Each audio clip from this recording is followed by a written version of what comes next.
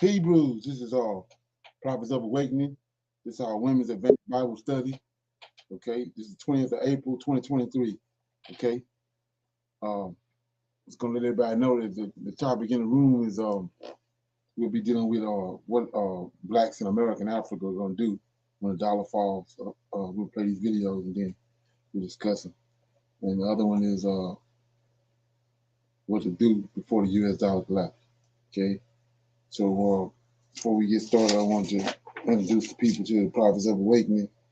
You can go to our YouTube channel, Prophets of Awakening. Check out our videos. There's a lot of information is given.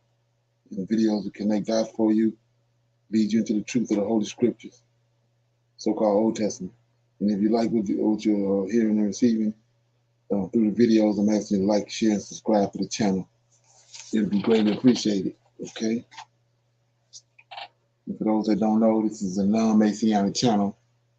We deal with the Tanakh and the Torah. Okay. The Tanakh is the Old Testament and the so-called Book of Remembrance, and the Torah is the first 5 books of the Old Testament that was given to Moses by the Lord of Hosts. Okay. Shalom and welcome to Prophets of Awakening, and welcome to our Women's Advanced Bible Study. We're going to do our normal, which is a moment of silence, prayer, songs, women's health moment. Then we do some current events and need to know information. Then we open up for some Q&A. Then we're going to the topic that's in the discussion, which is what will blacks in America and Africa do when the dollar falls? Okay. So with that being said, we're going to this moment of silence is for the Lord of Hosts and all that He's doing to bring about our prophesied deliverance. Okay, in these last days. Oh Lord, we come before Thee at this time, thanking You for Your mercy and great power. We appreciate You, O Lord, for Your patience and guidance in these last days. Oh Lord, we thank You for awakening us to this great understanding of Your word. We come before You that You keep, direct, and guide us through the upcoming events. Oh Lord, there's trials and pestilence and mayhem at every turn. Oh Lord, we see Your mighty hand in the world's affairs and how You are constructing all Your people's deliverance. And we trust and rely upon Thee. For this cause, we honor and respect You greatly. Turn not Thy face from us, but allow us in our searching of You to find You, O Lord, and to dwell with You. Peace be unto You. Okay. So we're going to read the Psalms.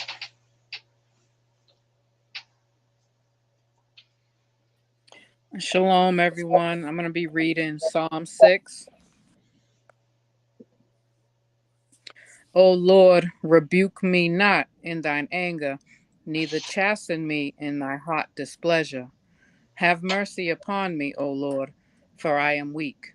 O Lord, heal me, for my bones are vexed. My soul is also sore vexed. But Thou, O Lord, how long? Return, O Lord, deliver my soul. O save me for Thy mercy's sake. For in death there is no remembrance of Thee. In the grave who shall give Thee thanks? I am weary with my groaning. All the night make I my bed to swim. I water my couch with my tears. Mine eye is consumed because of grief. It waxeth old because of all mine enemies. Depart from me, all ye workers of iniquity, for the Lord hath heard the voice of my weeping. The Lord hath heard my supplications. The Lord will receive my prayer. Let all mine enemies be ashamed and sore vexed. Let them return and be ashamed suddenly.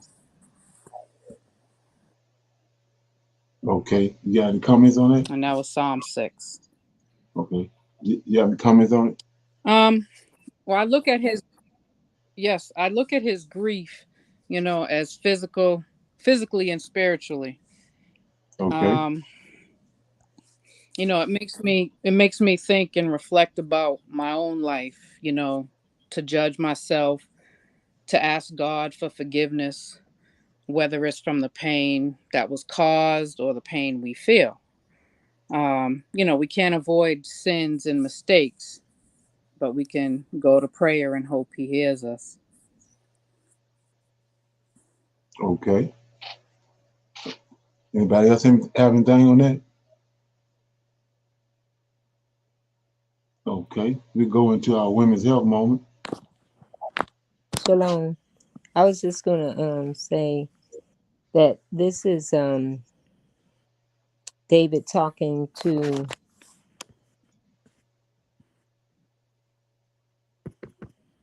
the Lord of hosts, isn't it? Yes, yes. Most of the songs is either most of them about David and his relationship with the Lord of hosts. But a lot of those he has chief musicians. They all psalmists and they can sing and they're musicians. So you got each song tell you who it is Mm-hmm. that's dealing with that song. You got ASAP, which is his Right. chief musician. Then you got different other musicians. Thank you. Okay, I have a question also. Was that around the time when they were trying to kill his son, Absalom? let me see. That was song. What song was that? Psalm 6. Psalm 6, yes. Okay.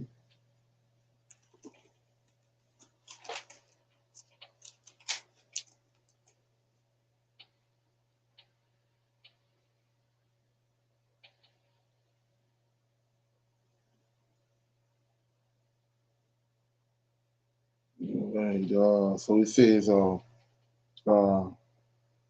the actual person it says is this guy Shemitah, Sheminth, and it could be that he's praying for David in regards to Absalom because David was weak for Absalom. He let Absalom get away with a lot of stuff, Right. so it could very well be that. Right.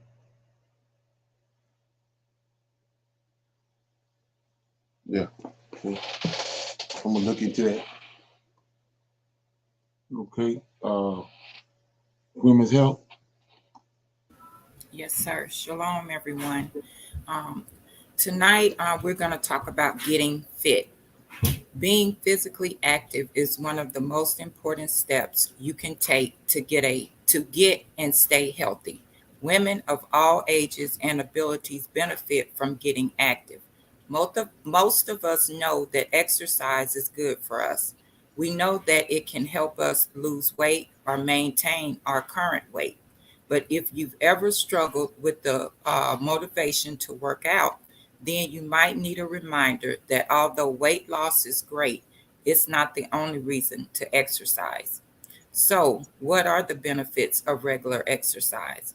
Not only can it give you more energy, but it can also improve your mood, help you sleep better, and live longer, just to name a few. Here are some reasons why exercise is so important. Makes you feel happier, gives you more energy.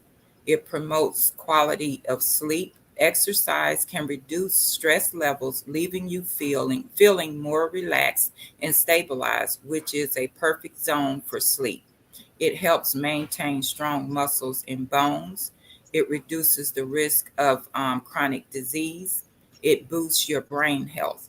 Exercise is beneficial for maintaining brain health for everyone, but even more for those who are at risk for developing dementia and Alzheimer's disease. It improves skin. It makes you feel more productive. It helps maintain weight. And of course, it helps you live longer. Regular exercise can reduce the risk of many serious diseases. It improves mental health and mood and extend lifespan. So just move more with more intensity and sit less. You don't have to make big life changes to see the benefits. Just start building more activity into your day, one step at a time.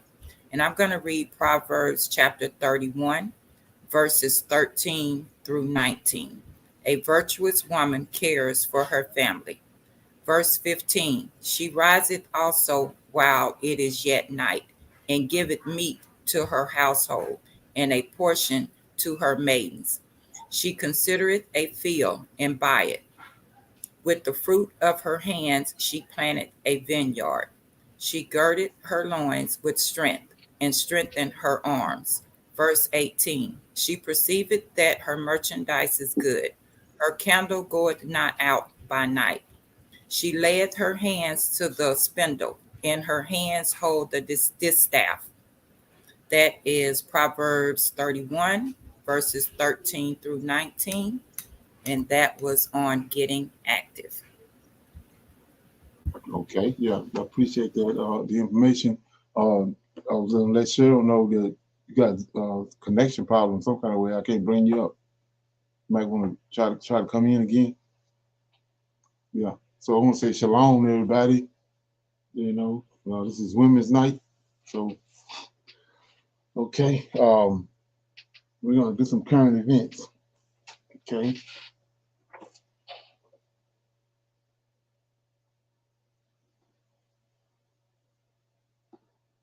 One of our Nigerian sisters that live here in America that talked about when she went to school here that she actually learned about the history, of Black Americans. I want to hear what her take was.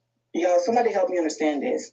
As a young Nigerian girl moving to America, history was always the one class that I hated with a passion.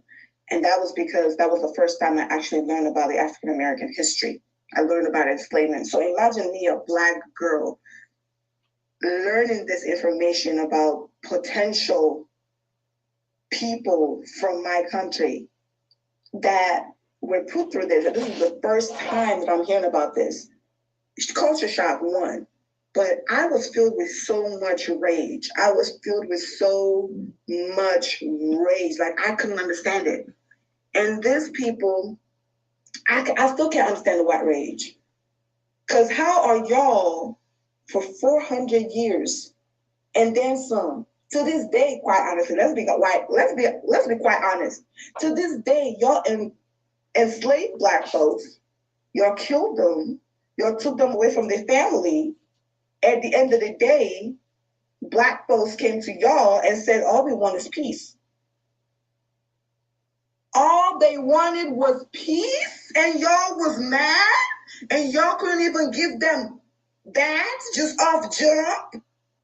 And y'all incited violence and killed them some more after they wanted peace. Imagine somebody killing your family members for 400 years over and over and over and over and over and over again. And at the end of the day, all you wanted was peace. And they still chose violence. They still chose superiority complex. They still chose to enslave y'all till this day. And they're the ones that are trigger happy. And they're the ones that have fear in their hearts for Black folks. Just walking down the street, scare some white lady.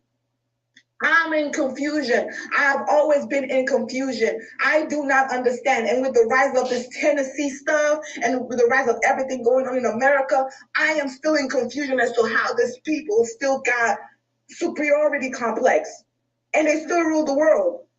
I am in confusion. I'm surprised. All Black people wanted was peace.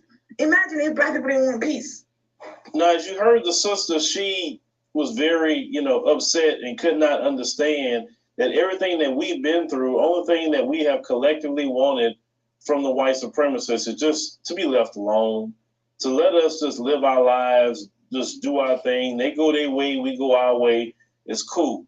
But no, they never could let us just live in peace and tranquility because these people don't know how to be at peace with nobody. They couldn't even be at peace with themselves. That's what people have to understand. They don't know peace. They can't broker peace deals. Everything that they do, it has to be something where they're being oppressive to someone. You understand? I was filled with so much rage. Like, I couldn't understand it. And these people, I still can't understand the white rage. Because how are y'all for 400 years and then some? To this day, quite honestly, let's be quite honest. To this day, y'all enslaved Black folks. Y'all killed them. Y'all took them away from their family. At the end of the day, Black folks came to y'all and said, all we want is peace.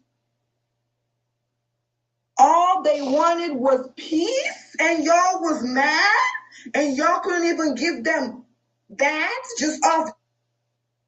Okay. Of course. Any comments on that? It's a Nigerian that will talk. Is there something?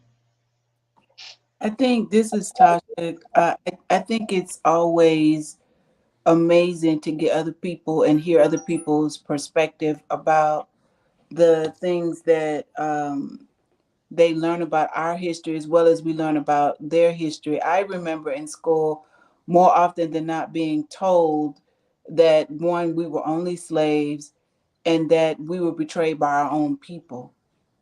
And so it's interesting to hear the perspective of somebody from another country, their perspective, her saying that she didn't even know about what happened to us until she came over here. Imagine it's like a child being lost and your family never knew what happened to you, and you go through these horrendous trials and tribulations only to find out 20, 30 years later, this is the first time people are hearing about what you've been through and the sorrow that ensues after finding out all the things that your family member has gone through, if that makes sense.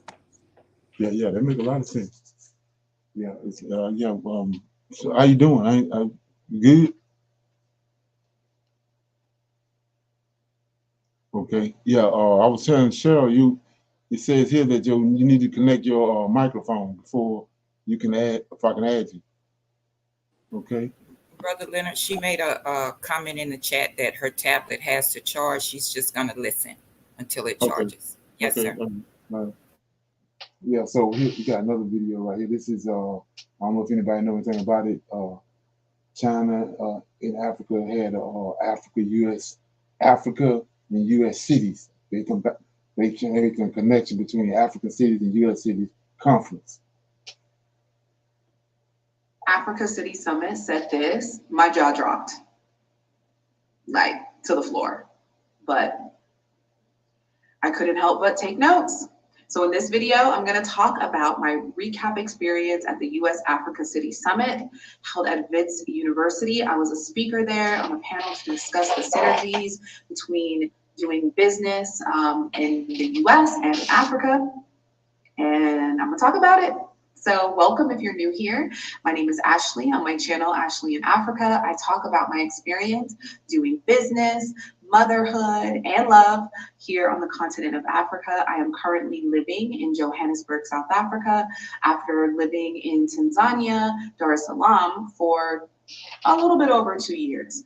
I live here with my 2 girls and we're loving it. We're loving life. I'm also the founder of Africa Investors Academy, a membership community of entrepreneurs, aspiring entrepreneurs and investors that are growing their businesses here on the continent of Africa, investing in projects to build wealth and retire early. So welcome back to the channel if you're not new. And if you haven't subscribed yet, please subscribe. It really helps us grow the channel and get the message out to people that have an interest in what I share. And if you have an interest, please be sure to subscribe to the channel. So I have some notes. I definitely want to recap this jaw-dropping moment. And the conversation was around who will benefit most from the development in Africa. Is it going to be Africans? Someone's hypothesis was no. Someone's hypothesis was that China is going to develop the most from development in Africa. And this was a very multi-layered conversation because, well, there was a lot to it. So let's get into it. Why would China benefit the most from African development? Well, the theory and, kind of the data is showing that China, it's no secret. China has been developing in Africa for nearly, I think it's 2 decades, right? They have done it for their own economic growth, not to compete with any other economy, right? China's population was growing dramatically. They needed to figure out where they could expand their population and where could they expand their population while growing their own economy. And they chose the continent of Africa. They're all over Africa. They're in South Africa. They're in East Africa. They're in Central Africa. And they're in West Africa. I don't know. I haven't been to North Africa. I haven't been to West either. But I don't hear a lot of conversation of Chinese being in North Africa, but I'm sure they are. They had this interest because their growing population, their cash liquidity power, they were very cash and liquidity heavy, so they were looking for foreign markets to invest in. They're also invested in the US, and we know that as well, right? But the development that is happening in China, the development that is happening in Africa by China is infrastructure, is hotels, it's the tourism, it's the toll roads, it's the new infrastructure that is needed to obviously boost the economy. And they're going to these investor-friendly markets. They are absolutely in the US, and they've been coming to the continent because the continent needs what? Roads, factories, infrastructure, development around the tourism. China has been doing the same. And, when in comparison to this new US strategy for Africa, it's very misguided in the sense that it's playing a geopolitical game in competition with China, right? They're playing this kind of game that the US has always done in our economic politics of, world domination. And China is simply doing it for themselves, right? So they're not doing it to be the superpower against, now let's take a step back and I'm not in the heads of the Chinese government or what they're doing and why they're doing it, but I will say that their approach isn't in opposition of anyone else. Their approach is their own focus on self. You know how they say, the best way to attract haters is to focus on yourself. There are many growing countries, but somehow, China has really been able to do its thing in all of these countries. And what is the solution here, right? So let's now talk about action items and action steps. Understand what is happening and understand that this is a world that in the natural has limitations, but in the supernatural, there is abundance. right? And as people of this land, that is our birthright, right? In the spirits, in the birthplace of humanity, we are the direct inheritors of that said abundance. And so our opportunities are limitless. And we don't have to be concerned with minimal resources because we are abundant people. We simply can be aware, and knowledge gives us an opportunity to understand and also take action, not sit in despair, complain, share concerns of who's doing what, who's not doing what. We now know that we can do something, and now we have tools to do something. So, okay. Any comments on that? I would like to ask a question, if I may. Okay. So I hear a lot about China's investment in Africa, and that, one of the comments is made is that China is the one that's going to benefit. So are we thinking? So is China approach to Africa the same way as the other countries have done in the past, or is it trying to be more of a partner? Because I don't always know which way it's really going. What is your perspective on that? Well, my thing is going by prophecy by what the Lord Host said, and then seeing Him in the affairs of the world. I mean, the example of that is Jeremiah when he was in chapter 9, and he seen Cyrus. Cyrus came on the scene, but he remembered what Jeremiah said. Jeremiah had said, "Go to Babylon, the good fig.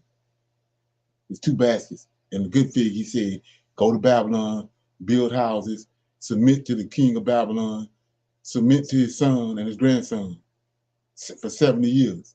So that was the word of the Lord that He sent by Jeremiah. That's what Daniel looking at.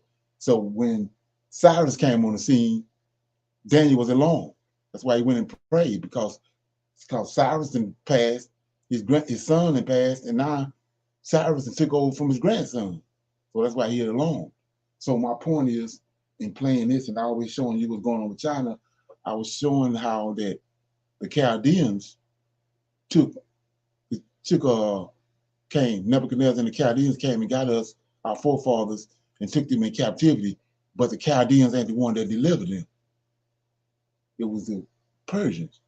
And that was already prophesied by, let's look at it right here. That was already prophesied by the Lord in Isaiah 45. Let's look at it right quick. So in Isaiah 45, this is where the reason I'm dealing with this is because this is where New Testament goes off the rails, because they're not talking about none of this, because it ain't got to let you know the New Testament don't have nothing to do with our prophecy. So Isaiah 45. See right here. This is what made Daniel alone. So it says 45 verse 1. Thus said the Lord to his anointed. No, it's anointed. To Cyrus. See that? This 500 years before Cyrus came. He had already prophesied about him. He says, thus said the Lord to his anointed, to Cyrus, whose right hand I have holden, to subdue the nations before him, and I will loose the loins of kings and open before him the 2 leading gates, and the gates shall not be shut. So this right here, this the gates, if you know the story about Israel, the gates that they built was 2 leads. They had leads on. So he's telling you right here, Cyrus is the one. Cyrus is going to come. And the whole reason why he empowered Cyrus was to bring about his prophecy. He used Cyrus to deliver the Israelites. So I'm showing you now, it ain't no way in hell that the Americans, we started pounding on Americans about reparations, but like she's saying, Who gonna benefit from all the stuff that China doing? China gonna benefit. So China the one is gonna benefit the most of us being released. China the one gonna release us. Just like right here, there's nothing new under the sun. The Chaldeans didn't release us. We went into captivity by the Chaldeans, but they wouldn't release us. So he brought Cyrus. Egyptians, they wouldn't release us. He had to bring Moses. They weren't gonna release us. So we're looking at the same thing play out now. America is not gonna be the ones that release us. China the one got all the reasons in the world to release us. They need us over there too. Like she said, it's all about them building their economy.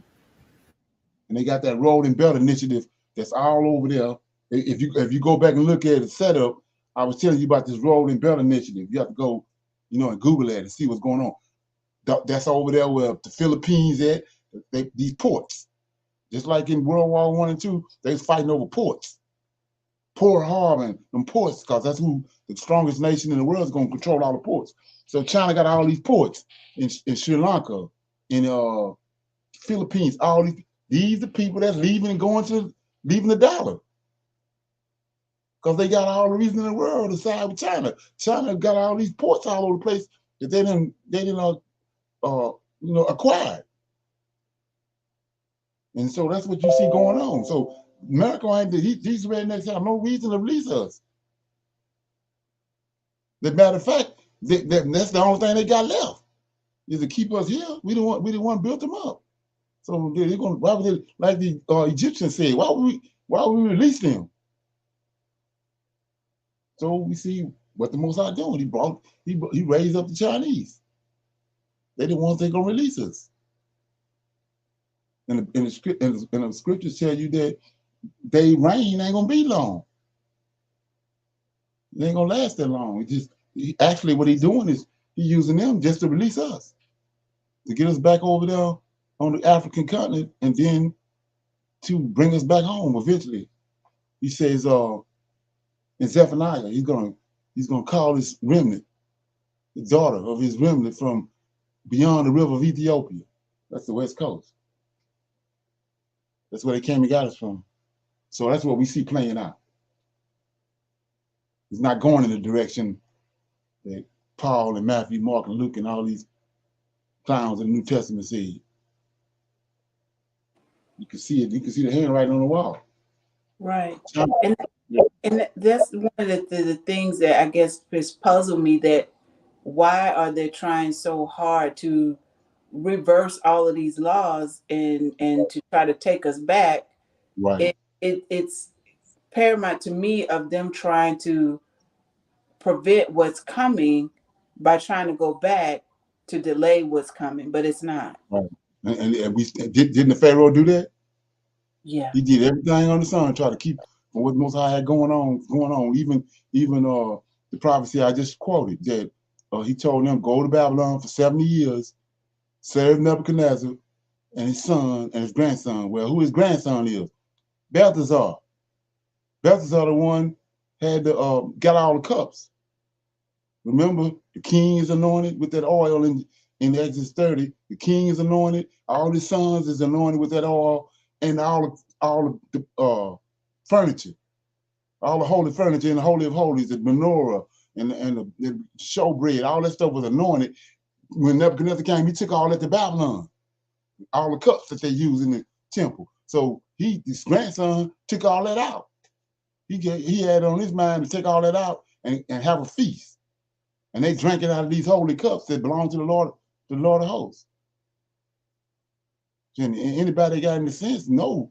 I mean, that's the last thing you want to do is mess with those items. So he called a feast, and he used all the furniture and dishes that came out of the temple. And that next morning, Cyrus came. So anyway, that's what we see the same thing playing out. He brought the Chinese on the scene, but just for that purpose, for us to be delivered. America don't have no money. We see who got all the money, who got all the gold.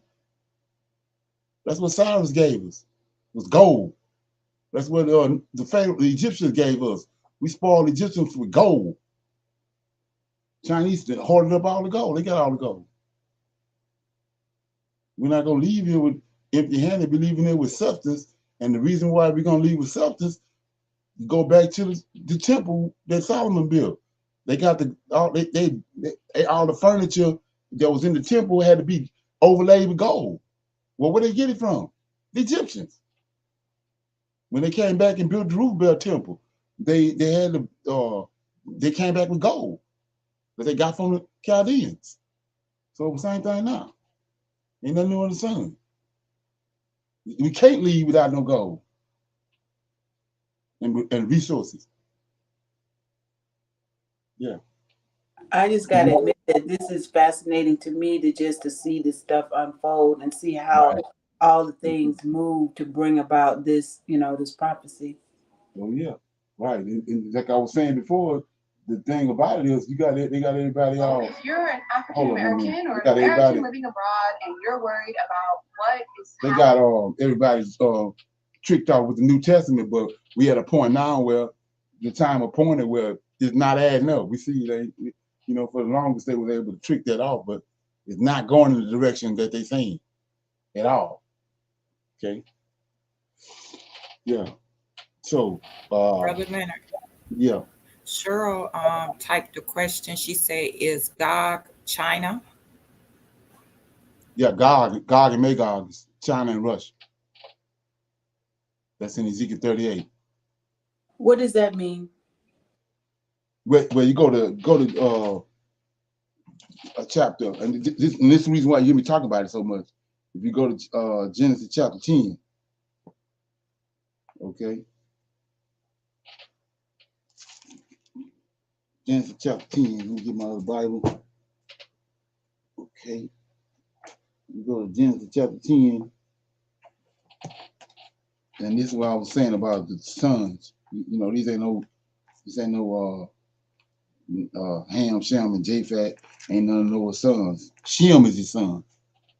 Ham is a 6-day man that I was breaking down last night when we was reading. 6-day man. He made a man and a woman on the 6th day. And so one day with the Lord is 1,000 years. So 2,000 years have passed before you get to chapter 2 in Genesis, and he formed Adam. 2 days have passed, 2,000 years. So this man and woman that he created on the 6th day had multiplied. That's Ham. He told Noah, go and get a male and a female from all flesh. So that means from that man, then Adam, Noah and his son, and then Japheth, Cain's descendants. In Genesis chapter 4, Japheth is Cain's descendants. So we say, let's look at it. So in Genesis chapter 10, we see right here, like the question that was just posed, verse 2, chapter 10, Japheth's son, the sons of Japheth, Gomer, Magog, Midian, Javan, Tubal, Meshach, Tyrus, and the sons of Gomer, Ashkenaz, Rehoboam, Tomagog, and then the sons of Javan, Elisha, Tarshish, Kittim, and Dedan. So we see in verse 2, we see Magog and God. So these Japheth's descendants. Wait, he got a problem with them. Because if you go to Genesis, you go to Ezekiel 38, like I said, how can they be Noah's sons? Let's look at it. This is the very end. In the latter days. I'm in Ezekiel 38. And it says, okay, Ezekiel 38. Like I said, I didn't write it. It says the prophecy against God. So this is one of the sons in Japheth lineage. And he says, and the word of the Lord came unto me, to Ezekiel. And he says in verse 2, Son of man, set thy face against God. See that? And the land of Magog, and the chief prince of Meshach, Tubal. Remember, Cain had a son called Tubal, right? Tubal, and prophesy against them. How is they these same people I just read in Genesis chapter 10? How they Noah's son? We in the last days, and he got a problem with them. So he says in verse 3, and say, thus says the Lord God, behold, I'm against thee, O God, and the chief prince of Meshach and Tubal. That word Tubal means, when you go do the word etymology, out of the lineage of Cain. That's what Tubal means. Then 4, and I will turn thee back and put hooks in thy jaws, and I will bring thee forth, and all thy army, horses and horsemen, all of them clothed with all sorts of armor, even a great company with bucklers and shields, and all of them handling swords. So what is that telling us? Who was the artificial or the original person that started making swords and shields and armor? The fallen angels? Go back to Genesis chapter 4, verse 16. This is Genesis chapter 4. And I'm in verse, this Cain descendant. Notice they separated from Adam descendants because Adam ain't none of his daddy. Verse 16, Genesis 4 and 16. Cain went out from the presence of the Lord, dwelt in the land of Nod, east of Eden, and Cain knew his wife. So where he get his wife? Ham descendants, the 6-day man that had multiplied. Anyway, it says, and she conceived and bore Enoch and built a city and called the name of the city after the name of Enoch. And unto Enoch was born Irid. Irid begot Methuselah. Methuselah begot Methusael. Methusael begot Lamech. Lamech took unto him 2 wives. The name of one was Ada. The name of the other Zillah. Ada bore Jubal. He was the father of such as dwell in tents and such as have cattle. And his brother name was Jubal. He was the father of all that such as handle the harp and the organ. Then 22, Zillah, she also bore Tubal Cain. See that? You got Tubal Cain right here. That means out of the lineage of Cain. You got one in Japhet lineage, Tubal. Okay? Then it says, and instructor, this is what Tubal Cain is, an instructor of every artificial of brass and iron. So this who started making swords. Right here. Tubal. He the one started making weapons of war.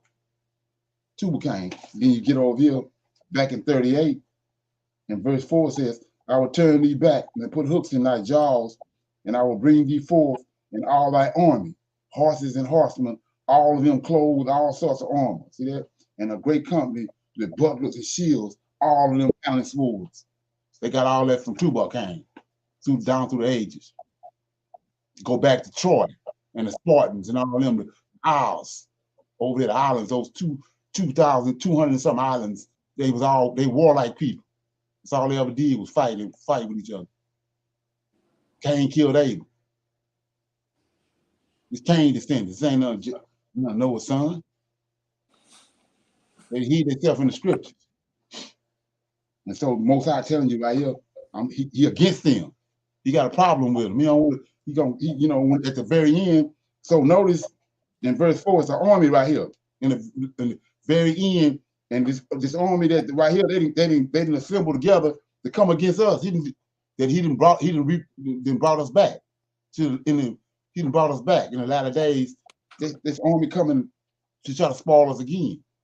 So guess what? That's why he created the army in Ezekiel 37. See, Ezekiel 37 says, verse 11, just dry bones. Then he said unto me, Son of man, these bones is the whole house of Israel. They say, our bones are dried and our hope is lost. We are cut off. And then verse 10, so I prophesied as he commanded me, and breath came into them, and they lived and stood upon their feet, and exceedingly great army. This is the purpose of the army. The saints of the Most High. In Daniel chapter 8, when he says that the fourth beast, the stone was going to become, that was a stone that was cut without hands. And the saints of the Most High is going to collapse the image of the four beasts. That's this army right here. And the purpose of this army is the army in Ezekiel 38 that's going to come up against us in the latter days. So he says in 38:11, and thou shalt say, I will go up against the land of unwalled villages. I will go up against the army. Just Meshach, Tubal, and all them, right? So they supposed to be Israel's descendants, or Israel kinfolks. 11 says, and thou shalt say, I will go up against the land of unwalled villages. I will go to them that are at rest, that dwell safely. all of them dwelling without walls and having neither bars nor gates, to take a spoil. That's what they did back in 1619. Came to the people on the West Coast and spoiled them. So they try to do the same thing again. But we was under curses at that time. To take a spoil and take a prey, to turn thy hand upon the desolate places that are now inhabited, and upon the people that are gathered out of the nation, that's us, which have gotten cattle, goods, and dwell in the midst of the land. So we see right here, that's their intention. But he to raise his army up is gonna cut them off. That's what that's all about. Like I said, you can see right here that Tubal, Meshach, and Magog that's over in verse 10, Genesis chapter 10, ain't none of Noah's son. He told Noah to get a male and a female from all flesh. That means get a Japhet and his wife from Cain's sins. He got a male and a female from the 6th man, Ham's sin, and then he had Shem. Noah and his son Shem. That's who Abraham dealing with. Melchizedek, Shem. Okay. All right. Did any more comments or anything on that? No, thank you. Okay. Yeah. So let me see where I was at. Yeah, I was going to play this right here. Let me kind of Negro read this. This is about a situation we had talked about how the lifespan of Israelite women, how they being they being disregarded in the health system and all that. So let's look at this right quick. Let's see how to do this. Okay.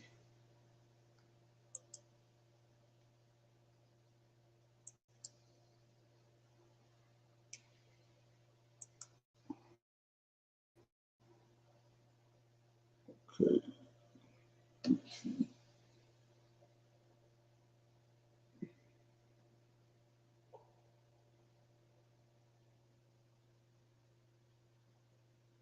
It's hard to believe Mint's new family plan is just $15.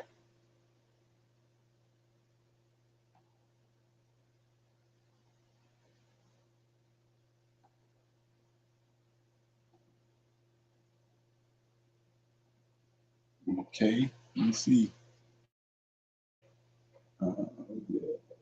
Okay.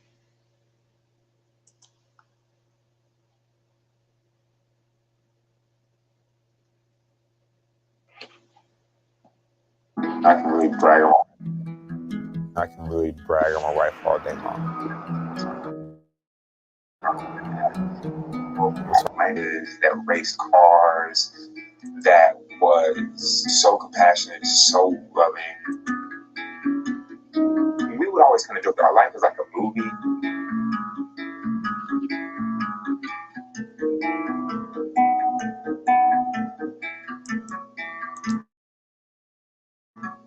Talking about a woman that spoke 5 languages.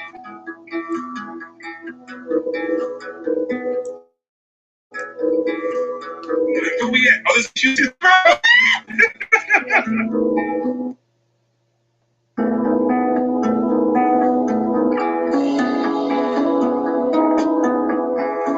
That's a nice dress. Kind of off a little bit. You got this? Baby, this dress is gorgeous. Baby.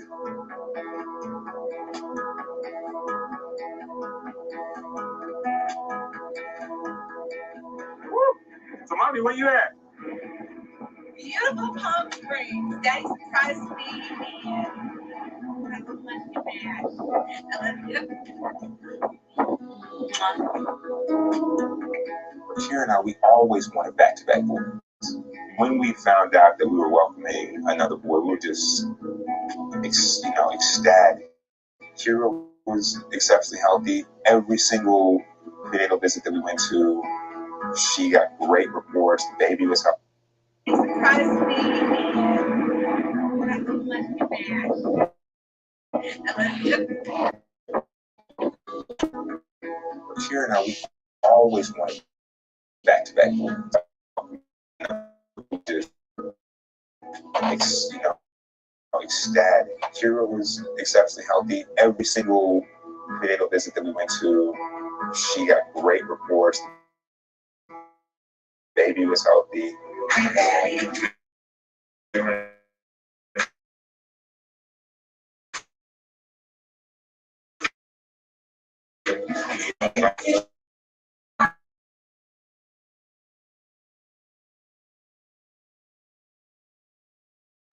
Langston, you were waiting on you, buddy. Everybody's here to celebrate. I really don't know if there's any other emotional experience that you can compare to that, right? Being in the delivery room when your son is born with your wife and, welcoming him into the world. It was an amazing, amazing feeling.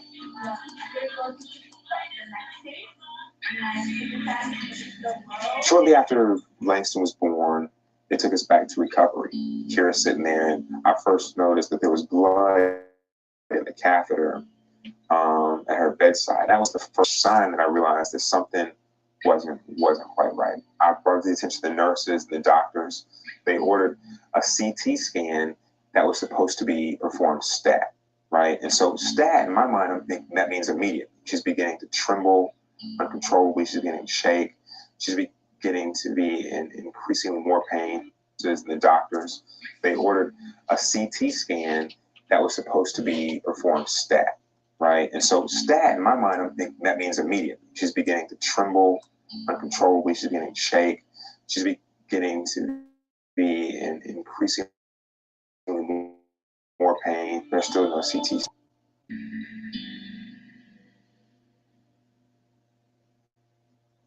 The doctor's walking next to the bed,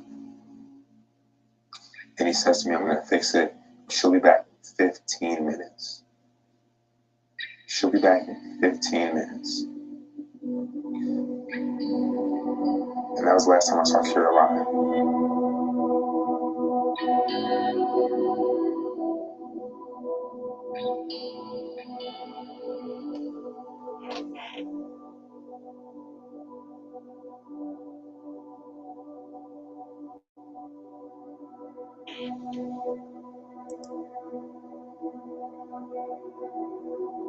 They told me that there was nothing they could do to save her, that she was gone. A wife that wasn't just in good health, but was in exceptional health. And not walking out is something that I've never experienced. 2 years later, I still can't make sense of it in my mind. Who's the best big brother? Where's Langston? Show me Langston. Where's your baby brother Langston? All right. Say I love you. Blow kiss. It's just beautiful, baby. Thank God he's born perfectly healthy. We were just like, oh, yeah, hey, so it was my, second go around, I had an 18-month-old born before, and so I had this grandma thing down, I got this. This is cool. We're all celebrating, and then less than 12 hours, she's dead.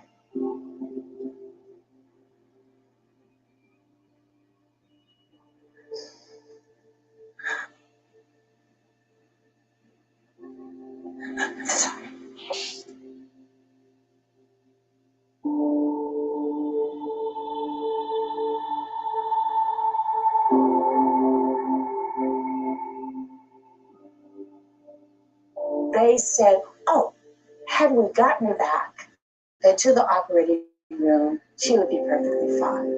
Oh.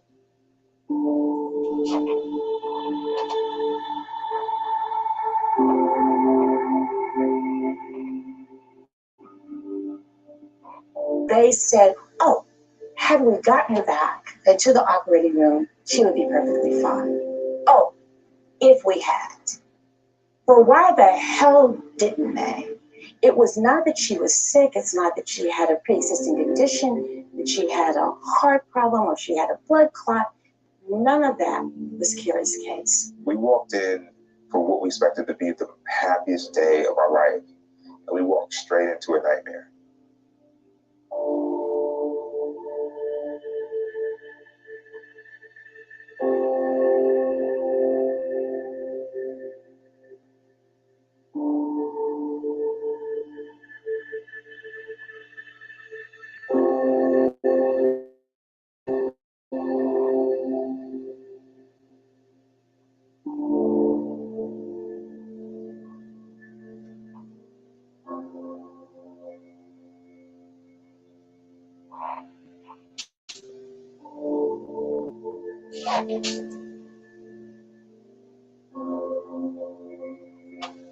Black women are 3 to 4 times more likely to die from pregnancy-related causes. That's just a fact. So it's wrong that that exists.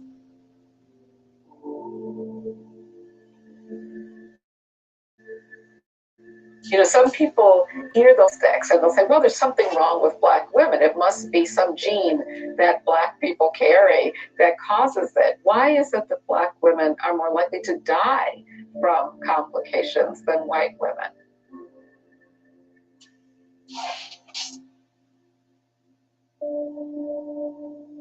Okay.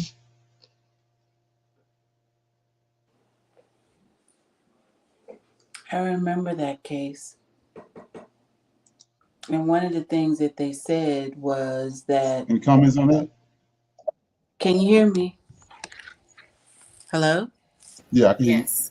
Okay. I can hear I you. remember that. I remember that case when it happened, and one of the things that they talked about, which is a historical um, thing, is that she was complaining about pain and being in pain, and most doctors or a lot of doctors have a tendency to minimize when Black people in general, but particularly women, are in pain because they have this perception that we have a high tolerance of pain.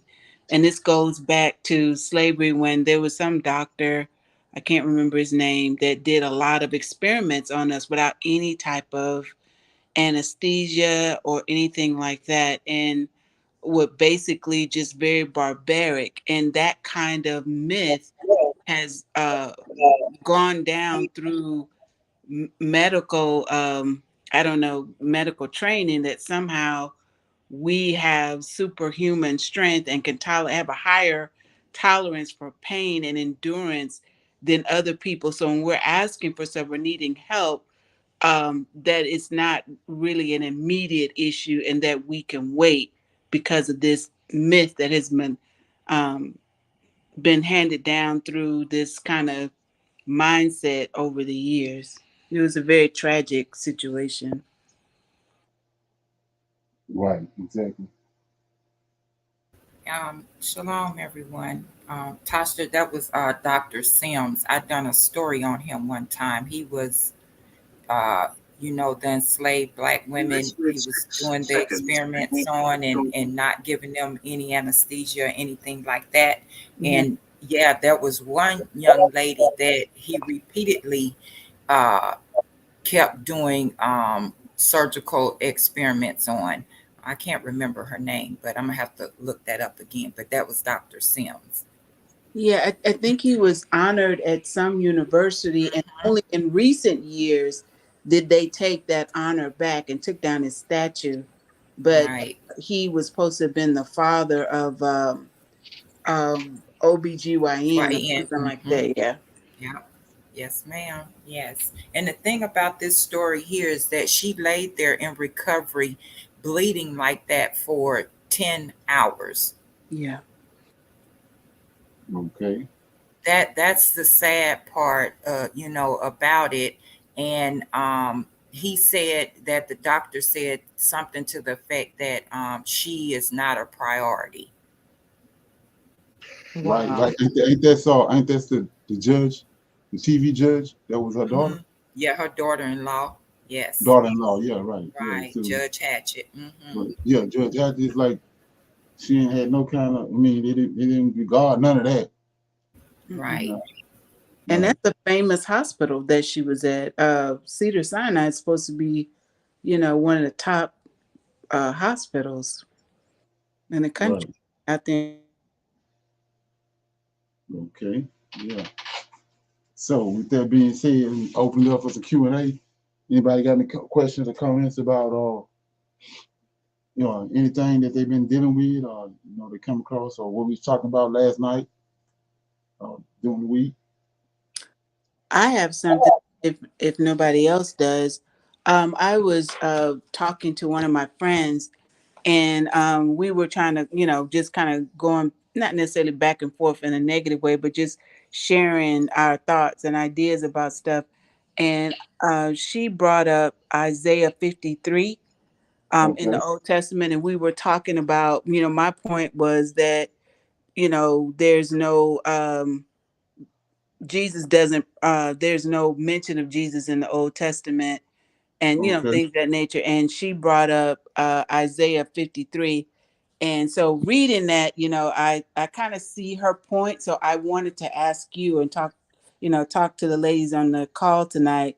Can you put Isaiah 53 in context for me? You talking to me? Yes, sir. Okay, yeah. So, like I said, it goes back to when you know who our Redeemer is. It's Michael L. That's who was there in Genesis chapter 1.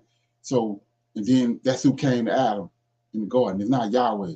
In the very beginning, he formed these 7 angels to do all his bidding. That's what Zechariah chapter 4 tells you right here. We're going somewhere. So it says in Zechariah chapter 4, right? It says, let me get it. Come on, man. Zechariah chapter 4, verse 10 says, verse 10 says, he's talking to Zechariah, the Lord of hosts, says, for who have despised the day of small things, for they shall rejoice and see the plummet in the hands of Zerubbabel with those 7. You can't get no Christian or rabbi, mega pastor to explain that to you. Why is it there? With those 7. So he says, with those 7, right? They are the eyes of the Lord who run to and fro in the whole earth. That's these 7 angels that Enoch tell you about. The 7 holy ones that was formed. Just like I showed you, he created a man and a woman. And then on the 6th day, then he came and he formed a man. Well, he did the same thing in heaven. In the very beginning, he formed these 7 angels from fire with his hand. Then created the rest of them. The millions of angels he created, but these 7 that's surrounding him and doing his bidding was formed. And the very first one is Michael. That's our Redeemer. That's who That's who came in a garden in the cool of the day. That's who dealing with Moses and all them. When you go to Exodus chapter 3, it's an angel. Let's look at it, because this is going on people's head. It says Exodus chapter 3 says chapter 3, verse 1. Now Moses kept the flock of Jethro, his father-in-law, the priest of Midian, and he led the flock to the backside of the desert, and he came to the mountain of God, even the Horeb. So now let's go to the Canaanites. Who these Canaanites worshiping? Up in these high places, up in these mountains. Who they worshiping? These angels, fallen angels. So these angels are the ones on these mountains, not Yahweh. So it says right here, now Moses kept the flock of Jethro, his father-in-law, the priest of Midian, and he led the flock to the backside of the desert, and he came to the mountain of God, even the Horeb. In verse 2, and the angel of the Lord appeared unto him. Joseph told you when he anointed his 2 sons, he says, may the Lord, the angel that watched me all my life. So that takes us to, who is it that Jacob wrestled with? An angel, the same angel. The same one came in the garden in the cool of the day and talking to Adam. So he wrestled with him, not Yahweh, but this angel changed his name to Israel. So like I said, you got a nation called Israel, but you got a man called Israel. So that's where the singular part coming in at. So let me give you an example. That's why I saying him and thee.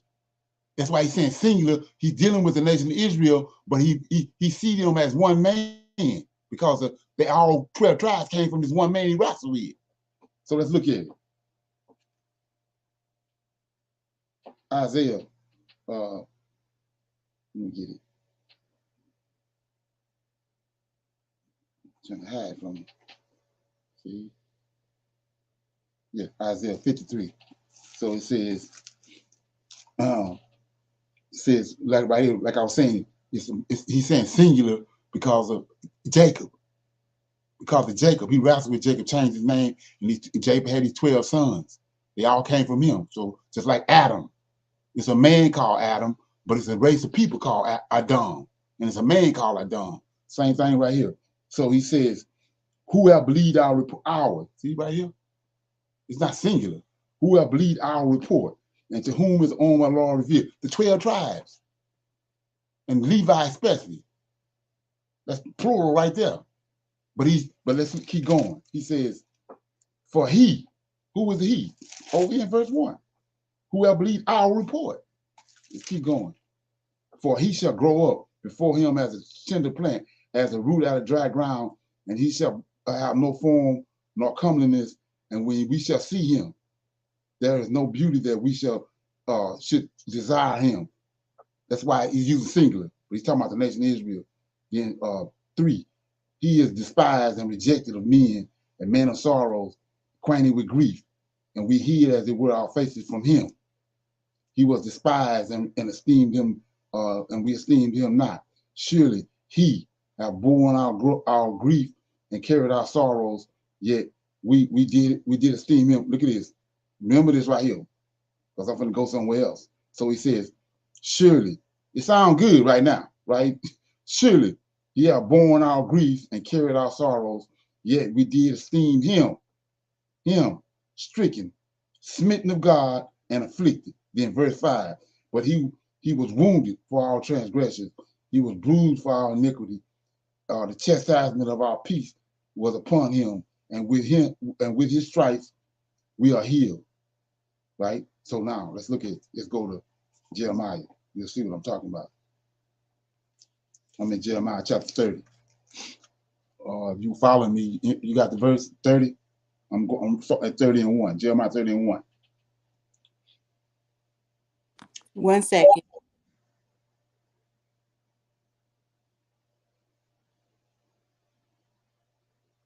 Okay, go ahead. Now I'm in Jeremiah 30 and 1. Remember what I just read in 4, 5, and 6. He's wounded and he's bruised and all this, right? I'm in Jeremiah 30. The word came to Jeremiah from the Lord, saying, thus speaketh the Lord God of Israel, saying, write thee all the words that I have spoken unto thee in a book. For lo, the days come, saith the Lord, that I will bring again the captivity of my people Israel. See that? My people Israel and Judah. That's all 12 tribes, says the Lord, and I will cause them to return to the land that I gave to their fathers, and they shall possess it. And these are the words that the Lord spake concerning Israel. Remember, he changed his name to Israel, the man Jacob, and concerning Judah. For thus says the Lord, we have heard a voice of trembling, of fear, and not peace. Ask now and see whether a man do travail with child. Wherefore do I see every man with his hands on his loins, as a woman in travail, and all faces are turned into paleness. Now here we go, right here. Atlas, for that day is great, so that none is like it. It is even, look at this, it is even the time of Jacob's. See that? Jacob's name was, that's the Jacob name before he wrestled with the angel, he changed his name. It's even the time of Jacob's trouble, but he shall be saved out of it. He's talking about Israel. He, see that, singular, shall be saved out of it. Then verse 8, for it shall come to pass in that day, says the Lord of hosts, that I will break his, see that? Talking about the nation of Israel, the son. The nation of Israel is his son. I will break his yoke from off thy neck, and I will burst thy, singular, bonds, and strangers shall no more serve themselves of him. They're going to same him in Isaiah 53. Now, 9, but they shall serve, look, they, see that? They, the nation of Israel, they shall serve the Lord their God and David their king that I will raise up unto them. Therefore, fear thou not, O my servant Jacob, this house of Israel, says the Lord, neither be dismayed, O Israel, for lo, I will save thee, singular, from afar, and thy seed from the land of thy captivity, and Jacob shall return and shall be in rest and be quiet, and none shall make him afraid. Now here we go, right here. This to me. For I am with thee, says the Lord, to save thee. Though I make a full end of all the nations, whether I scatter thee, yet will I not make a full end of thee. But I will correct thee in measure, and I will not leave thee altogether unpunished. Here you go. For thus says the Lord, thy bruise is incurable. What bruise? In Isaiah 53. And thy wound is grievous. What wound? Isaiah 53. There is none that plead thy cause, that thou may be bound up, for thou hast no healing medicine. All thy lovers have forgotten thee. They seek thee not, for I have wounded thee. See that? With the wound of an enemy and with the chastisement of a cruel one, for the multitude of thy iniquities, because thy sins are increased. Why criest thou for thy affliction? There go the affliction in Isaiah 53. Thy sorrows is incurable, for the multitude of thy iniquity, because thy sins were increased. I have done these things unto thee. See that? I have done these things unto thee. Singular.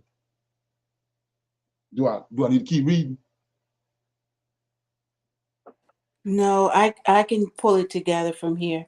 Okay. I'll read it on my own. Yeah. Thank you. So he see. So when he's looking down from heaven, he see the nation Israel as one man. That's why he see. And so another example that is, and they tricked it off on us because, like I said, we don't know our history. So they didn't did a number on us because we don't know, we don't know the goings on of how everything worked with us in our nation and our culture. So it says, I'm in Matthew right quick, show you the example I'm talking about. Matthew says right here, chapter 3. Chapter 3, I'm starting at verse 15. And it was there until 14. And when he arose and took the young child, see that? Singular, the young child and his mother by night and departed into Egypt. And it was there until the death of Herod, that it might be fulfilled, which was spoken of. See, now he's going back to the Old Testament, which was spoken of the Lord by the prophet, saying, out of Egypt I call my son. So that's singular. So he's talking about JC, my son. So it says the prophet. He ain't saying who the prophet is. Most I don't work like that. Every time he tell him something, he mentioned the prophet name. Just like we just read in Daniel. Daniel said, according to the prophecy of Jeremiah, they're supposed to go to captivity for 70 years. So they're not telling you the prophet. So guess what? I found the prophet. And it's in Hosea, right? Let's look at it.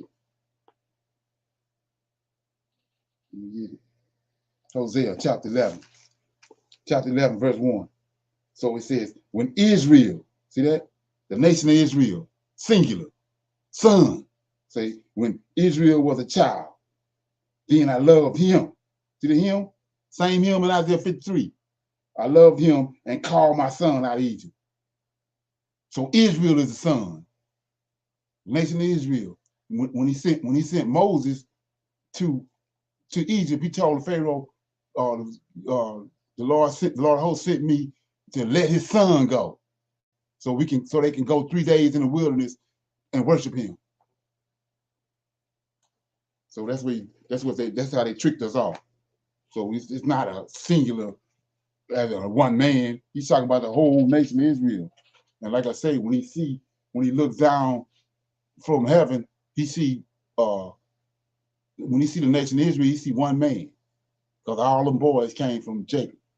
That's why he's using singular. Any comments or questions? No, not this time. Anybody else? Shalom. In the Old Testament, right? And it took me a minute to kind of pull this together of how they always try to stick JC in the Old Testament, but we can see that he's clearly not there. When he's speaking about the Lord of hosts, it says the Lord of hosts. If he's speaking to Jeremiah, it's Jeremiah, like you said, Isaiah or whatever. JC name is never actually mentioned. Even when he's talking about Lucifer, you know what I'm saying? His name is mentioned, but JC name is never mentioned. It's just that they try to place him there with not having that understanding, like you were breaking down, Brother Leonard, from precept to precept and, book to book. Is that they're just trying to place him there by the wordings. Right. Your typology. Like I Right. said, Yes. they got it from the Egyptians. Just like you got numerology and all this other stuff, you got typology. That's a type. That's why they're saying Moses was a type of Jesus. And so you just neutralize Moses by saying that. Then Jacob was a type of Jesus. Typology. So you can take that, by doing that, you can take a character, like I said, Moby Dick, and stick him in there to be the Messiah. Like a prime example is Genesis 18. We know it's 3 angels came to Abraham, but in John chapter 8, he said, before Abraham was, I was he. And the day that Abraham rejoiced when he met me. Let's look at it. So let's look at it. Let's go to Genesis 18. Genesis 18.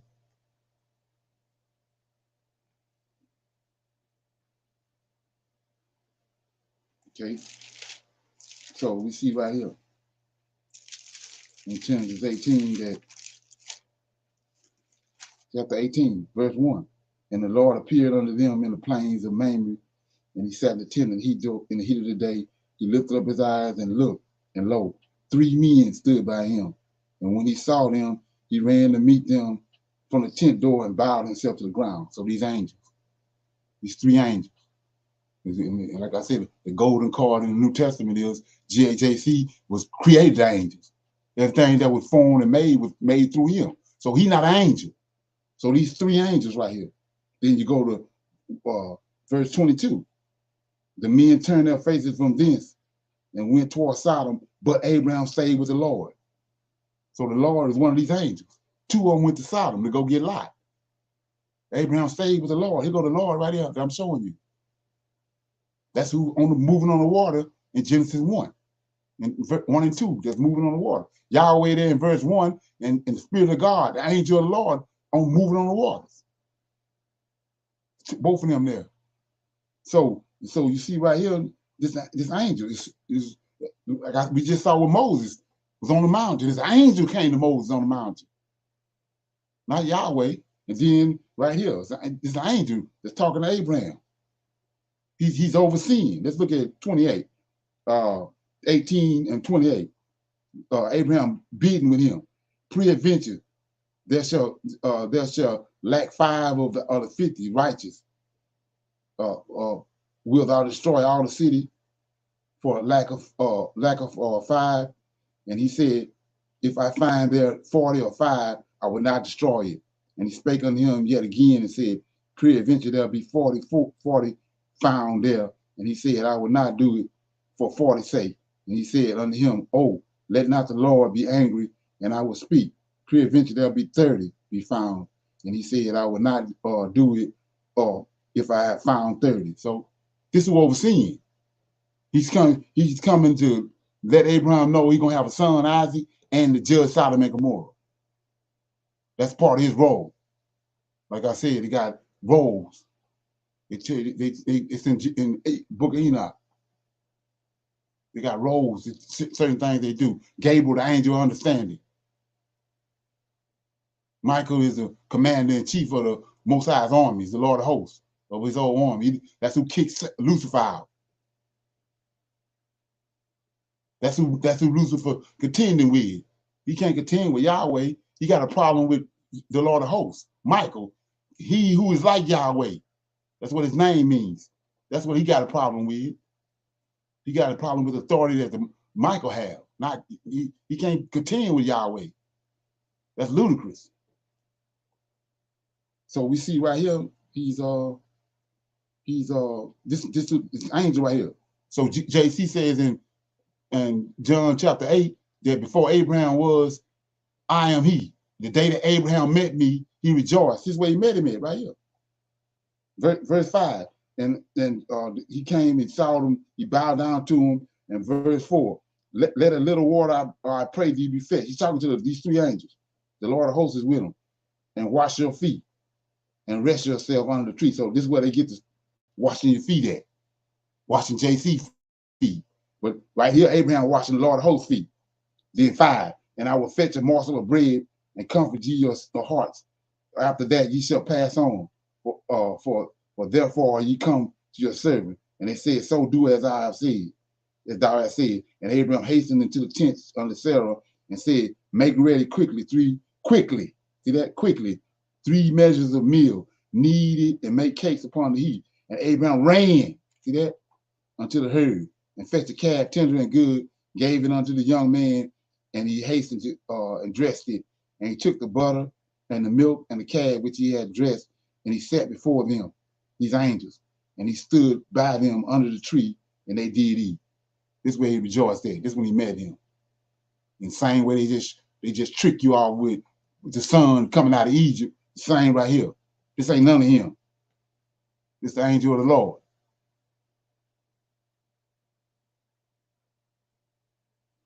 Okay, you see that? Yes. Okay. So with that being said, anybody else got anything else? Any questions or comments? Shalom. Cheryl put a comment in the chat. She says, Shalom is the promise that there will not be water to flood the earth, but it will come with fire, and fire is the Most High. Okay, let me read it. Let me see. It says, It's the promise. okay. Okay, is the promise that there will not be water to the flood of the earth, but it will come from fire, and fire is the Most High. No, the fire is no. It's okay. So we saw in Exodus chapter 3, Moses came on Mount Horeb, and when he got there, the angel of the Lord came out, not Yahweh. So in the very beginning, Yahweh is a consuming fire. Let's look at it. Yahweh is a consuming fire. Let's look at it in Ezekiel chapter 1. It says, let's look at it. Ezekiel chapter 1. And it says, starting at verse 25. And there was a voice from the firmament that was over their heads. And when they stood and they let down their wings, so these angels, 4 of these 7 is carrying this throne right here. And so 29, and above the firmament, above the angel's head, the firmament above the angel's head that were over their heads was a likeness of a throne, as appearance of a sapphire stone, and upon the likeness of the throne was a likeness and appearance of a man above it, right? And I saw as the color of amber, and the appearance of a fire round about it. Then it, from the appearance, here you go. This describes Yahweh. From the appearance of his loins even upward, and from the appearance of his loins even downward, I saw as it were the appearance of fire, and he had a brightness round about him. So he's a silhouette of a man. That's what he means by being made. The angels made in his image, and then he made man in the angel's image. So this the man right here, this Yahweh. He's a consuming fire, and there's no flesh on him. And how you recognize him, he's on top of the sapphire stone.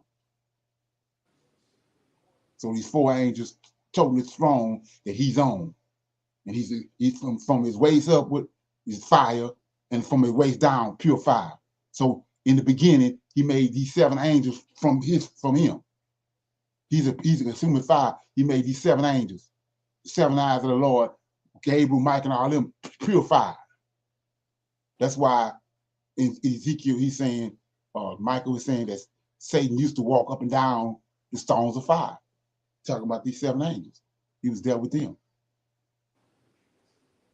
So when you go to Zechariah, I showed you he's going to raise up in Ezekiel. He's going to raise our forefathers up. That's the promise. That's where they went off track with us. When they went to our scriptures, they got you looking toward Jesus. But he told us, he promised all our forefathers that they was going to die. He was going to raise them up in the last days, and they was going to judge these fallen angels and judge the earth. They was going to judge the sin on the earth. That's what Daniel's telling you with the image. He says at the end of the 4 beasts, the saint, a stone is going to hit the image at the feet. And that stone is Ezekiel 37. The saints. That's somebody that was dead and came back alive. Joseph told him, when you leave Egypt, bring my bones with you. For what? For what? Ezekiel 37. And then we come to find out in Joshua that when they went and got Joseph's bones, they got all the other their forefathers' bones. The whole time they wandered in the wilderness, they got all their father's bones in these sepulchres. They told them around. And then when they finally got, after they wandered in the wilderness for 40 years, and they was given those lots by Joseph, then they buried their forefathers. These the bones Ezekiel talking about. That we gonna bring them back to life. So we don't need nobody to come and die and do nothing. They already knew they was gonna get resurrected. The Lord of hosts told them he gonna do that. So let's look at it right quick before I keep going. So Ezekiel 38. And this is what I mean by, following the template what the Lord said, not what JC said. So it says right here, I'm in 37, and he says, verse 12, this is the resurrection. Then, therefore, prophesy and say unto them, thus says the Lord God, behold, O my people, I will open up your graves and cause you to come up out of your graves, and I will bring you into the land of Israel, and ye shall know that I am the Lord, when I have opened your graves, O my people, and brought you up out of your graves. You can't fumble with that. Ain't no symbology to that, no duology, or whatever you want to call it. So then 14, and I shall put my spirit in you, and ye shall live, and I shall place you in your own land. Then shall ye know that I, the Lord, have spoken it, performed it, and says the Lord. So there it is right there. So we see that right there. Now you go to Zechariah right quick to answer your question. I'm in Zechariah chapter 12. So he says in Malachi, the day of the Lord is going to be like an oven, like fire. So we see right here in Zechariah chapter 12, this is the army right here from Ezekiel 37 that he raised up. He says, starting in Zechariah 12, verse 1, the burden of the word of the Lord for Israel, said the Lord, which stretcheth forth the heavens, lay up the foundation of the earth, and formed the spirit of man within him. Behold, I will make Jerusalem a cup of trembling unto all people round about, when they shall be in the siege, both against Judah and against Jerusalem. And in that day, I will make Jerusalem as a burdensome stone for all people. All that burden themselves with it shall be cut in pieces. Though all the people of the earth be gathered against it, in that day, it's the day of the Lord, says the Lord, I will smite every horse with astonishment, and his riders with madness. And here we go right here. I will open mine eyes upon the house of Judah, and I will smite every horse of the people with blindness. Then verse 5, and the governors, his kings, the kings of Judah shall say in their heart, the inhabitants of Jerusalem shall be my strength, in the Lord of hosts their God. So these kings, all of them dead. Right here in Zechariah, first and second kings already passed. All of them, they dead, but we see right here, he's telling you the kings of Judah is going to say in their hearts, the inhabitants of Jerusalem will be my strength, in the Lord of hosts their God. So we go to verse 6. In that day will I make the governors of Judah like a heat, kings of Judah, like a heat of fire among the wood, like a torch of fire in the sheath, and they shall devour all the people. See that? They shall devour.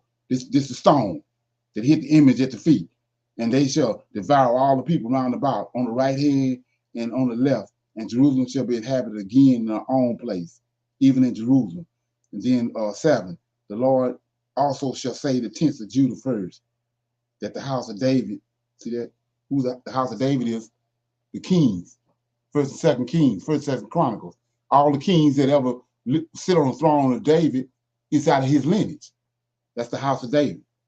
The house of David, and the glory of the inhabitants of Jerusalem do not magnify themselves. So here go the answer right here. In that day shall the Lord defend the inhabitants of Jerusalem, and he that is feeble among them at that day shall be as David. So we, people, us that's alive, the descendants that's alive, we're gonna be like David. All of us gonna have the strength of David. Like and the house of David, that's the ones that he resurrected, shall be as God. Right? What God? The angel of the Lord before them. So what did the angel of the Lord do? Lit on the bush. like a flame of fire, like a flame of fire. He showed himself to Moses in his pure form on the bush. That's why the bush didn't burn. That wasn't Yahweh. Then in Egypt, when the Pharaoh started coming up behind the Egyptians, that was the Lord of hosts. Flame of fire went around to the back of them. And Yahweh. So that's what he had promised them. In the last days, you're going to judge the earth and judge these fallen angels, and you're going to be like me. Fire. That's why it's the day of the Lord is like fire. So here goes your another example. Then we get off of this. So we go to Joel, chapter 2. Joel chapter 2. Okay, verse starting at verse 1. Joel, this the people that he resurrected in Ezekiel 37. Blow ye the trumpet in Zion, sound the alarm in my holy mountain, and let all the inhabitants of the land tremble.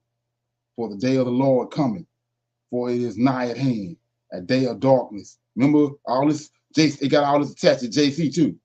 A day of darkness, a day of gloominess, a day of clouds and of thick darkness, as the morning spread upon the mountain, a great people and strong that has never been ever the like.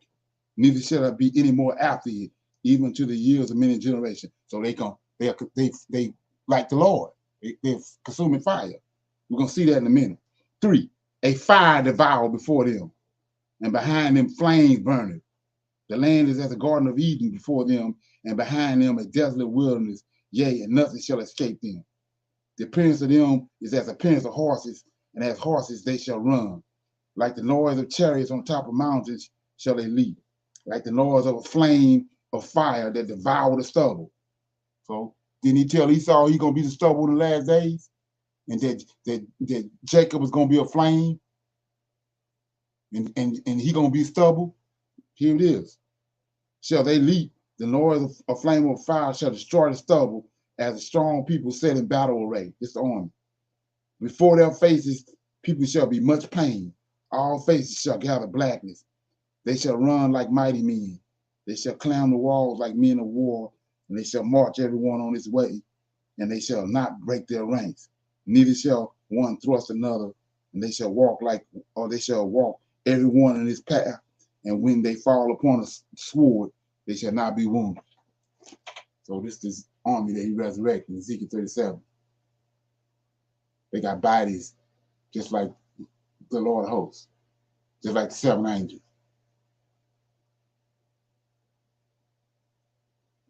That's the fire right here.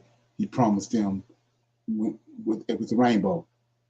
He brought a flood in Genesis chapter 1. That's where they returned to the earth from what Samuel had done, Lucifer, and he destroyed the earth with water. And so in Genesis 1 and 2, they returned to the earth and it's covered with water. And then they picked back the same thing, and he brought another flood during the time of Noah. But then he promised Noah that he's not gonna start earth no more with fire, with water. This next judgment gonna come with fire. You know, we just read it. Okay. Everybody good? Yes, sir. Okay, so here goes some need to know information. Right quick. Let me get it.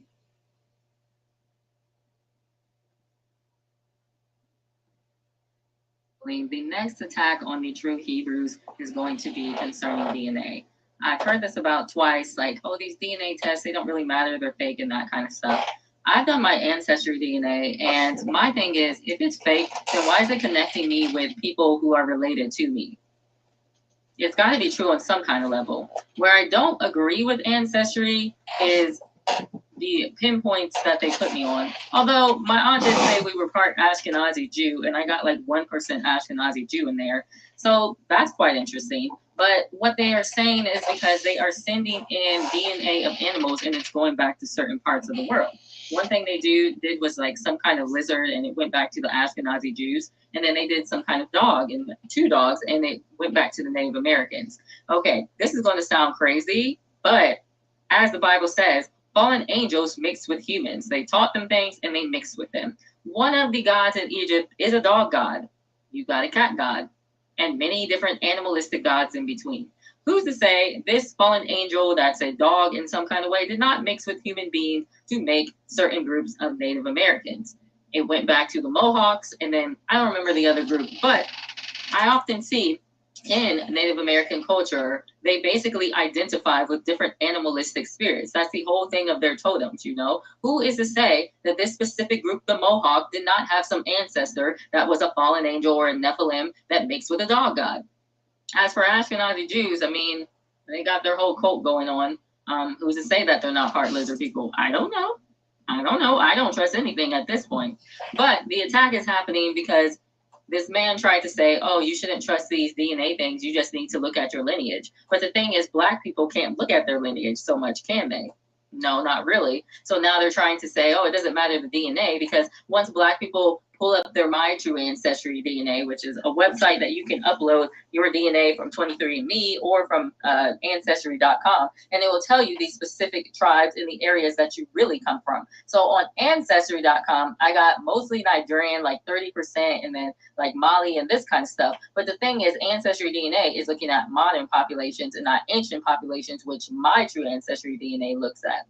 So when I uploaded to My True Ancestry DNA, what I ended up getting was mostly Kenyan and South African. Now, the reason why Ancestry.com might be pulling up Nigeria is because these populations from Kenya and South Africa moved into Nigeria. And so the populations there now are reflecting that ancient DNA from Kenya and South Africa.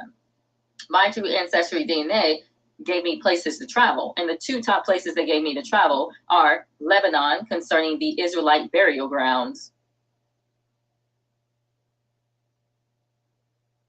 The DNA that I have in my blood goes to the ancient Israelites that were in Lebanon, but it also matches the people in Kenya and in South Africa. So what does that mean? Those ancient Israelites had Kenyan and South African blood. And that's probably what they are, because the whole Ugandan scheme, I mean, they were going to set up Israel and Kenya in the first place. It was probably to wipe them out, and God had said, nah, you ain't doing that. Okay, it could mean that, but to be fair, it also could mean that the Israelites were in Israel and then traveled down to Kenya and South Africa. And now that's why the blood is going back to those 2 areas. So these people are actually headed back to Khazaria, where they're from in the first place. But yeah, so this is the whole scheme, is what it seems like to me. People are trying to argue against the Hebrews being Black. They're trying to argue against the Messiah possibly having Black DNA. And so what they're going to do is try to make it about, do you have your lineage written down? You know darn well we don't have our lineage written down. We were scattered here on slave ships to 4 corners of the globe with yokes around our neck, just like Deuteronomy 28 says. And this is Egypt. That's why you see on the back of the $1 bill. And I'll pull it up for you. What is that? That's a pyramid, and it's on the back of the $1 bill. Why? What? This looks a lot like the bird of Ra. This is Egypt. This is where we were scattered into. I guess it's also Okay. Any comments on that? It just seems kind of convoluted the more that we study and talk about this stuff, because they still are obsessed with the fact that there is a Jesus that was flesh and bone, flesh and blood, and then this whole like distraction to a degree about him being Black. I mean, if the Most High is an angel, I mean, I do think that the descendants of the chosen people are Black, but there is no Jesus, so there is no concern about him being Black or white. He's right. You have to just let that go roll off like water on a duck back. You already know what's up with him, Jesus, right. And then let you know where they at, where she at. Right. Like I said, they spewing some information, but they lacking understanding of the deeper things. Right, and that's what I think why we keep, to a certain degree, and I'm gonna speak for myself. Sometimes I feel like I'm going in circles because there's so much in so much thrown at you, then Right. it's very tedious to try to figure out and pull things out so that you can see how it really goes. I mean, now the Right. fundamental truths to it, yes, I understand. But Right. then when, like I said, that all this other stuff, it becomes a distraction where it gets us off of the journey we're supposed to be on sometimes. Right. Right. So let's look at that. So is it anywhere, and this ain't to throw no cross at nobody or nothing, but is it anywhere in the Old Testament, is there any females Levites? No. See, that's where the drama coming in. Right. He took the Levites from among the other 12 tribes and took them to himself. That's why Isaiah 53 said, to whom is the arm of the Lord revealed? To these Levites. You don't see no female coming and prophesying about nothing in the scriptures. No. He's dealing with these men. The 10 patriarchs before the flood. They men. It's a order he got in place. Those 7 angels, archangels that's made from fire. Now one of them is female. So that's where the drama coming in. So it's just like a apple tree. When that flower blossom, and then when that flower turns into an apple, everything from that tree is in that apple. So how you gonna if Most High didn't design you to receive that, to play that role, to be in that role, how are you gonna operate in it? You off track. That's where the drama come in at. That's why on Prophets of Awakening, every topic and every story that comes up, we're breaking it down to the last compound. That way, when you do come across somebody, they're gonna give you a little truth, but it ain't all the truth. They off. Like I said, when you hear Jesus, you already know that. Put that in the garbage bag. Cause you ain't even trying to hear that. You already know. We can see who the Lord of hosts is. All through the scriptures, it's telling you it's an angel. So you get to the point where you can rightly divide what's right and what ain't right. You hear it, but you don't hear it. Because it ain't adding up. They off. And that goes back to the church. Like I said, when you go to the church, the males, they reluctant to go in the church. But you see, all the churches is women flocking there. It's not pointing toward saying there's something wrong with them, but the men ain't going in there because they can see that ain't right. They don't have the truth, but they still don't know. They know it ain't right. It's out of order. It's out of order. Yeah, it ain't right. It's like walking in the woods and a Black Panther creeping behind you in the distance watching you. Eventually, you're gonna know he there. Somebody watching me. Something ain't right. That's how that goes. And all that was by design.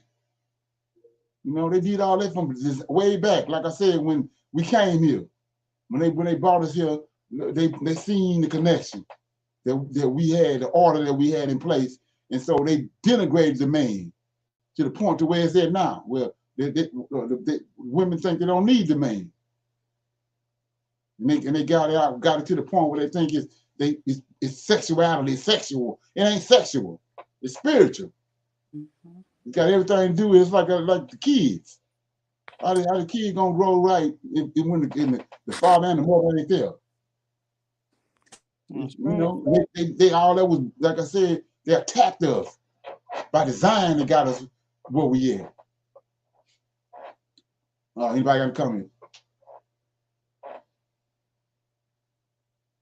Yeah, that's what Deuteronomy telling you. He says they're gonna put a yoke of iron around us at first. When they got us and brought us across the Atlantic and brought us here, and we had yokes of iron on us. But after they separated us and denigrated us, and then they took the yoke of iron off. But it was after they destroyed us and destroyed our culture. Then they took the iron off.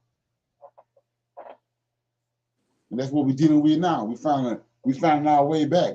The Lord of hosts and the Most High, these angels, the Most High is bringing us back. But they destroyed us. They destroyed our culture and our identity and everything. And so we're trying to find our way back. That's what's happening.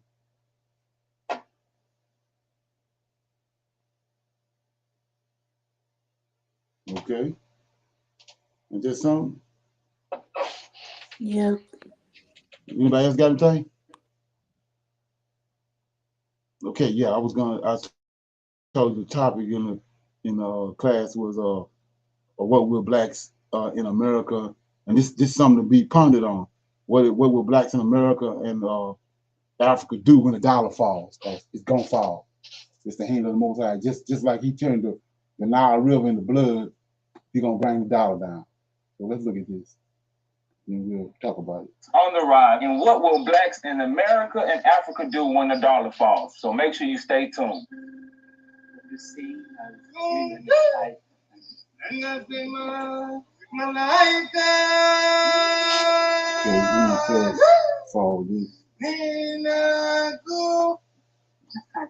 Yes, welcome you all. First, we want to give thanks and show love to all the people who've shown us love and support. Thank you to all the subscribers who've been following us on this entire journey. Thank you for those who sent us love, who sent us support, who sent us donations, prayers, well wishes. We don't take it for granted, and we're grateful that you guys are showing us love and giving us, you guys, attention. We're grateful that we're producing content on a high value that keeps you guys' attention, and you guys actually find value in what we're producing. So, we appreciate that, and thank y'all for tuning in, all right? And to all our new subscribers, and if you haven't hit the subscribe button yet, go ahead and hit that now since you tuned into the video. And if you're new here, for those who don't know, we can just tell them a quick little rundown real quick. So basically, BRICS is a coalition of countries. BRICS stands for Brazil, Russia, India, China, and South Africa. So they were the ones that first started the coalition of BRICS. And basically, they started it really to oppose America, because we all know that America is like the dominant economic power and the dominant military power in the world, or at least it was, right? At least it was for the last couple of decades, since the last World War, even before then. So they basically have been able to control and pull strings around the world and start wars and go to countries and kill dictators and all these things, because the US dollar they made a deal with Saudi Arabia to where they will only sell their oil in the US dollar. So they call it the petrodollar.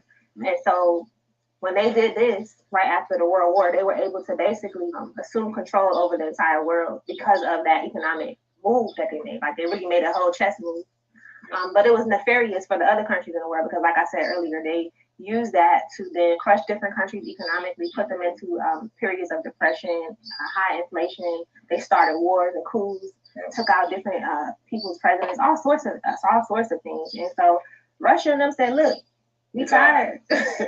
We had enough. We're going to make our own dollar. Yeah. Not our own dollar. They're going to make their own currency. They're going to back their currency by assets such as gold, precious metals and minerals, and things that are tangible that you can hold. The US dollar hasn't been backed by gold since when they gathered up all the gold. I think that was, don't let me tell you the wrong date, but it was a while ago. Early in the 1900s. Yeah. They took away all the gold from the citizens. And then what they've been doing is just printing money. Like, it's literally paper money. Yep. It's really basically holding up their fairy tale. Basically, they since they put themselves in a position of power with making the US dollar, they've been able to print it on demand, and they've been able to go to different countries all around the world and pretend like they're giving them this nice substantial amount of money for a loan, and it's just paper, and they end up taking the resources from the country. That's why they end up in all these different places, because they are in power with their dollar. They've been in power with their dollar, but now every bully has his day. We all know every bully has his day. So now, all around the world, other countries and presidents are really standing up for themselves and saying, like, you know what, we're going to get this bully's foot off of our neck. Just like we're doing here, we decided to move and get ourselves out of that environment. The same thing is what countries are doing for themselves on a higher level. They're detaching themselves from the, what you want to call it, the snake. Call them the snake. Whore. Yeah. That's what the scripture calls the whore. The whore of America. So yeah, things are changing, y'all. Not just, y'all don't just see us doing it on YouTube. There's other people and people in high positions that are tired. And they want their people to be in a better position, and they're standing up for themselves and making strategic partnerships. So this is all this is right now, basically. And on a spiritual level, also, I'm not saying that Russia and China are like, or any of these countries are like the epitome of like, righteousness or anything, but compared to the US, especially like some of these other countries, they do have a moral high ground. And what they said is they're sick of America imposing their nefarious morals on people, such as the alphabet agenda that they're pushing on countries, even though these countries have repeatedly told them that we don't agree with that. We we follow the script, the Holy Bible, and it tells us that we're not supposed to do that. And so instead of them accepting them, they're not bothering these people. You know what I'm saying? Like, the people in their country aren't that way, because it's not in their culture, and they're trying to push Western ideals onto these countries. And they had enough. They said, look, they're ready to get the trash out. Okay, and so now think about this, 45% of the population is in one of those BRICS countries, and other countries are set to join. Mexico is trying to join, Saudi Arabia is trying to join, a lot of the different African countries, Nigeria is trying to join, and some of the other African countries, Egypt, some more of the South American countries. So by the end of this, pretty much the whole majority of the population is going to be with BRICS, and then it's just going to be NATO, and even NATO is disintegrated. Yeah. France said they don't want no parts because they need that. What is NATO, for those who don't know? NATO is the North American Treaty something. But basically, it's what they formed after the World War, when they were in the Cold War with Russia. Mm-hmm. And they formed it basically to try to keep their foot on Russia's neck, pretty much. And they've been working in Ukraine because Ukraine is right on the footsteps. This goes back, this has been in the works for a long time. So they formed an alliance. To keep Russia from being a world power, to keep the West on the rise. The West is Europe and America. That includes Canada and America. Just America and Europe. Basically, it's a fight between the West and the East. Pretty much. Basically, a big gang war. Yeah. The biggest gangs of them all are ganging up and tired of being picked on. So, we just in the middle of this. I won't say in the middle, we're actually at the forefront. All of this is happening because of us waking up and sounding the alarm and stepping into who we are as a people and really like holding people accountable and countries accountable. Because I know there's melanated people all around the world that's holding governments accountable to what they're supposed to be doing and the righteousness and the order of how things supposed to be, because we've been treated wrong for so many centuries.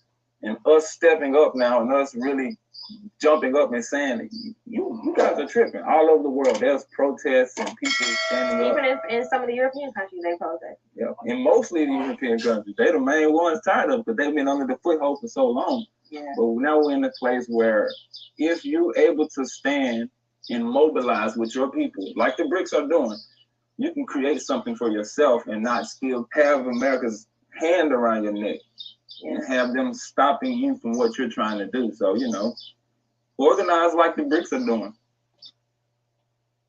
To do it, and it's simply impossible to do it within that system on a grand scale. If you really want to heal fully, if you really want to break generational curses, if you really want to put yourself and your family in a better position, deep in your heart it's not feasible in that environment. You're going to have to, lose some part of yourself in order to make it in there. So, move yourself and put yourself in a better position. Since we're here, got to show y'all some of the products real quick. Okay. Anybody have any comments on that? Is it making any sense? They have some good points, yeah. Okay. So we at the end of this little class. Anybody got anything they want to inject before we get to close out? Shalom, everyone. Brother Leonard, I just would like to put this on the record again. I have read it before, but I would like to read it again. Okay. And this is the truth about the daughters of Zion. Daughters of Zion, the truth is, we are above all women of the earth. They may think that we are Muslim because we wear a head covering and keep the dietary laws, a Seventh-day Adventist for keeping the Sabbath, a Jehovah Witness because we don't celebrate birthdays or any pagan holidays. The daughters of Zion do not belong to any religion or cult. The daughters of Zion are not a mixed multitude, but we were the queens chained beside the kings as the ships scattered us about the earth. We were auctioned on the blocks and scattered even further. I'm going to read Deuteronomy chapter 28.